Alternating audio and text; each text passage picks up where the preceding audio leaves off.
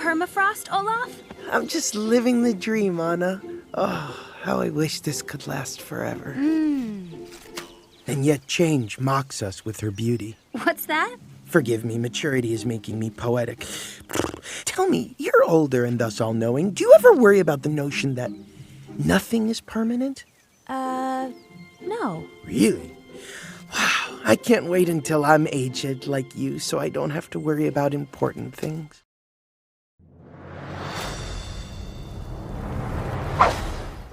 Soundbite of why people love Olaf so much. You know, I think that the reason that people connect with Olaf so much is that if you're a child, you relate to him instantaneously. But all of us have that quality that is the child at heart. And it's that youthfulness, that sense of innocence that we shed pretty early on, but that we strive to hang on to. And I think Olaf reminds us all of that. It reminds us that the world isn't just cynical, that there is another perspective out there that is just optimism imbued. Yes, nice. And what's new for Olaf in Frozen 2? Well, Olaf, who was very much almost like a toddler in the first film, in that he was the embodiment of naivete and childlike wonderment, in this movie, he's sort of gone into a new mature phase of like going from toddler to a more mature child, and now he's asking difficult questions, and he's starting to understand that sometimes the questions come with difficult answers. And so he's on this journey of self-discovery like Anna and Elsa and Kristoff. Change is a big theme in this film, and Olaf is worried, and how are his fears addressed? Well, right up front in the movie, Olaf looks at Anna and asks her, before they break into a wonderful new song by Bobby and Kristen called Something's Never Change, why can't things always stay the same? And he realizes that just like the change of the seasons, change comes to us all. People get older, people look different, people act different, the world makes decisions that sometimes you have to grapple with. And so for Olaf, it's trying to put those pieces together with a mind that is new to the world. Olaf finds himself alone in the Enchanted Forest. What's happening in there? So Olaf has a moment where he is off wandering into an enchanted forest, in which he comes across some very strange occurrences. A little bit of a haunted forest is more like it. And he has to take a deep breath and remind himself that this will all make sense when he's older, which is his new wonderfully hilarious song, again written by Bobby and Kristen. And whereas In Summer was sort of the reflection of a character who didn't understand that there were consequences in life, this is more of a song that's about the world is crazy, I recognize that, but maybe I just have yet to figure out why it's so insane. We also meet a character called Gale. Can you talk to us about who Gale is? Gale is the wind spirit. She is very frivolous. She has a lot of power, but is also very lovable and takes to Olaf, it seems like. She is the first spirit we meet along the way, and she's one that always seems to tickle Olaf's fancy. They say in theaters, send them out humming.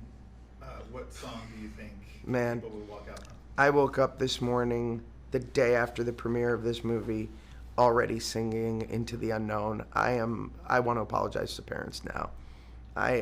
We've done it all over again, and I'm so sorry. I know, because I've got 2 kids. It's going to be a long haul.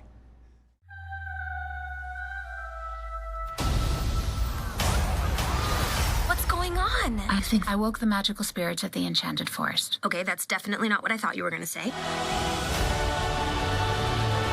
Hang on! We can do this. Promise me we do this together, okay? I promise.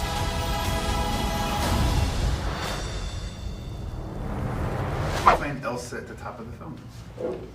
Elsa's happy. She's content. She's with her sister and her friends and her family, and she's come into her own a little bit more. she's enjoying all the things that her powers can do, and she's not as afraid of them. She's enjoying things being status quo. What prompts Elsa to venture into the unknown? She starts to hear this calling, this voice that we call a cooning sound, and it just starts to haunt her, and she knows that she needs to figure out what it is. And so she tells Anna and her friends that she needs to go out and figure this out. And so they go out on this epic adventure to sort of unveil the secrets and the origins to her powers. The adventure takes you far from Arendelle. Can you talk to us about the Enchanted Forest? What about it? The Enchanted Forest. The Enchanted Forest is a mystical place that sort of has all these kind of earth elements and magic, and they have sort of the stories of the past are hidden there. What about the Dark Sea? Black Sea Beach. So Anna and Elsa and Olaf and Kristoff, they go on this journey to sort of uncover the secrets to their past and to sort of figure out their purpose in life. And there's this mention in this lullaby that their mom sings to them when they're little kids about this place called Altahallen, which just sort of holds all the secrets. And so they go on this sort of mecca to find Altahallen and to figure out what happened to their mom and their dad. Can you talk to us about the song Show Yourself? Elsa has two great songs in this film. She's got Into the Unknown, which is the song that sort of catapults her and Anna to go on this epic adventure and figure out the secrets to their past and to figure out sort of the origins of her powers. Show Yourself is this big anthemic song that occurs as Elsa is riding on this water horse over the ocean, one of my favorite scenes in the whole movie, towards this glacier called Altahallen, where all the answers to Arendelle and their past and their parents are held. And for me, it's that song about where we have to stop searching outside of ourselves for love and to know that it's always been inside of us the whole time. Far away stands an enchanted forest, that was said to hold all the answers about the past. but no one can get in or out. Promise me we find the truth together. I promise.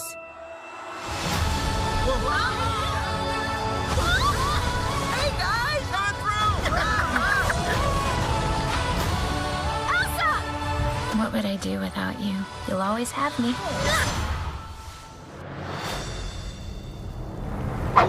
Billions and billions of people love Frozen in Anna. In your own words, why? Wow, it's hard to articulate why people love Frozen because I don't really know. I mean, I'm biased because we spent a lot of time on the first film and the second building a story we felt was important enough to put on screen. And we tried to make it about real problems, acknowledging that kids can see complexity and struggle and suffering and relate to it. But then we have to sort of reduce all of it to a kid-appropriate film. But I think maybe that's why. I think when kids saw it, the first one, they saw how Elsa was struggling being shy and vulnerable and really powerful. That's hard to reconcile when you feel both those ways. And I think Anna served more as an example of prioritizing familial love. And I think they're going to love the second one for those same reasons. We deal with some pretty complex storylines, and they're easily understandable for kids, but they're ideas like, what do you do when you're out in the world? Who are you? What drives you? What's your passion? And what happens when you find out that the history of your family, maybe your family didn't behave in the ways that you think are most appropriate? What do you do? Do you try and learn from history, and how do you act now? And where do we find Anna at the top of Frozen 2? At the top of Frozen 2, everything is perfect in Arendelle, which means very shortly we're going to pull up the rug from under you. Everything is nice and everyone's content, and we sing a song called Some Things Never Change, which is obviously a little tip of the hat because everything's about to change. because Elsa starts to hear a voice, and no one else hears it, it's a calling, and she really believes that it's calling her to tell her something about why she is the way she is. So our whole family, Kristoff, Sven, Olaf, Anna, Elsa, set off on this pretty epic adventure that's pretty dangerous beyond Arendelle. They go into this enchanted forest, they meet a whole bunch of new people, and they learn some histories about they learn some facts about the past that threaten the future of their kingdom. That voice causes Elsa to venture into the unknown and Anna to follow. Can you tell me why? Yeah, I think when Elsa hears the voice, she's so taken with it that Anna has no choice but to follow. I think when you have a true, deep, egoless love for someone else, you want them to succeed and you want them to be fulfilled. And I mean, that's certainly the way I feel about Adina, is a parallel to this relationship. Anna loves Elsa so much that even if they disagree, it's important enough for Anna to see Elsa's dreams come true. Change is a big theme in this film. In what ways does Anna change? I think Anna has a little bit of a road to self-discovery, similar to what Elsa experienced in the first one. We got a lot of how Elsa discovers her self-esteem and her self-worth and who she is in the first one. And in this one, Anna's dealing a lot with her codependency, and we've previously only seen Anna really living for everyone else. But this sort of forces Anna to look inward and acknowledge what she does when she can't live for someone else. I'm going to get kicked out, but I'm going to ask this one question. Yeah. The Lopez's wrote a great song for you, the Next Right Thing. Yeah. Can you talk about working with the Lopez in that song and then the Mount Song as well? Yeah, the Next Right Thing came from a long conversation with our creators about what we wanted Anna to go through in this movie. And personally, I use that mantra, just do the next right thing, when I'm feeling codependent or when I'm feeling anxiety or depression, because it's hard to figure out what to do when you don't know what to do. And again, I think that we gotta give kids the benefit of the doubt. They feel those things, and we're uncomfortable talking to them about it because they're an extension of us. We want them to be happy. It's okay, you're fine. But I think sitting in those feelings and just bearing witness to it helps people get comfortable with uncomfortable feelings. So you'll watch Anna go through some very uncomfortable feelings in this and use my personal mantra, which is just do the next right thing. Father warned us that the past would return.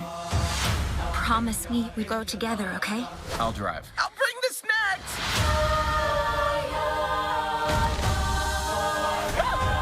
Remember, the goal is to find the truth and get us home.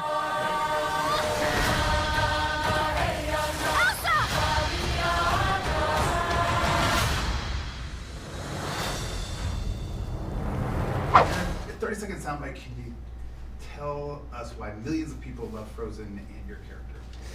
I think people love Frozen because it's like all the things that you love about a Disney fairy tale, but inverted. And so that goes to the fact that like the true love in the first movie is between two sisters, and then in regards to my character, he's not your typical Disney leading man. He's quite quirky and has trouble expressing himself.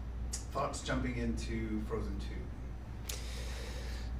Jumping into Frozen 2, I gotta say I was really excited to get back into it. I was a little nervous before the first day of recording because it had been years since I'd played Kristoff, but it's the exact same creative team that did the first movie. It's Jennifer Lee and Chris Buck and Bobby and Kristen Lopez, and so as an actor you just feel like so safe because they're so brilliant, and you can just throw it all, everything you have against the wall, and let them kind of put the pieces together and have full faith in that. How in this film how do we find Sven and Kristoff's relationship in this film?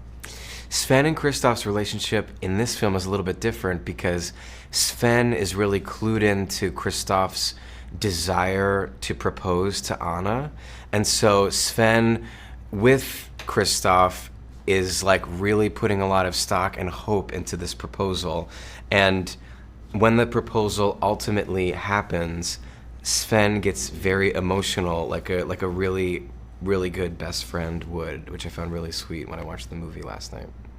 The fans get what they want in this film from Jonathan Groff because he delivers a huge big musical number. Yes. Talk to us about Lost in the Woods. Lost in the Woods is a surreal 80s jam fantasy that Kristoff launches into about halfway through the movie. From the beginning, he's trying to propose to Anna. He's feeling awkward about it. He doesn't know how to express himself. And then with a little encouragement from Sven, he really lets loose in the number and figures out how much Anna really means to him and how much he really wants this proposal to happen. The Lopez's, working with the Lopez's, talk us about this.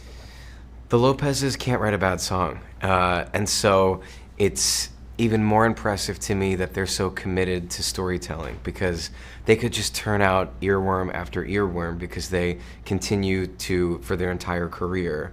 But what I really respect and admire about them is they're not writing a song just to write a great song. They get really invested in the story, they get really invested in the characters, and all of the songs that they write or have written for this film are really embedded to the storytelling of the movie and the storytelling of each character's arc. So you're getting a really dramatic song and an earworm at the exact same time. Love those earworms. Jennifer Lee, Chris Buck.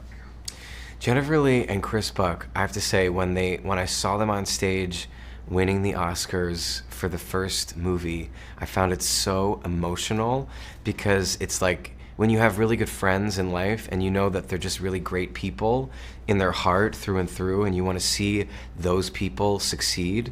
And when they're standing there holding those Oscars, I was like, the good guys won. That's what I kept thinking. And they're also just brilliant creative minds, and to see what they've put into Frozen 2 and how much of themselves and how much of their lives and how much they've sort of given to the audiences by putting so much of their heart and souls into Frozen 2 is a real gift to everyone that watches it and everyone that has worked on it. Last thing, since you're from the theater, well, right now at least. Yeah.